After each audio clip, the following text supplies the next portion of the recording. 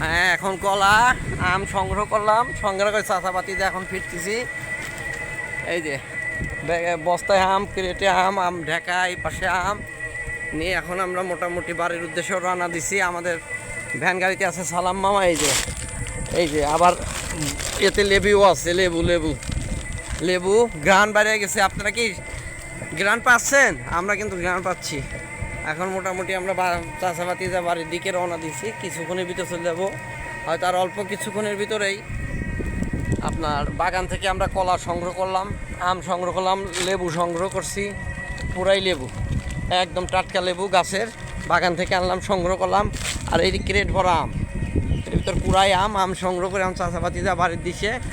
এখন চাষাবাতিটা চিন্তা ভাবনা করছি ডাইরেক্ট আমরা ঢাকায় চলে যাব। এখানে আমরা থাকতে চাচ্ছি না গ্রামে, ঢাকার দিকেই রওনা দিব, দেখা যাক কি হয়।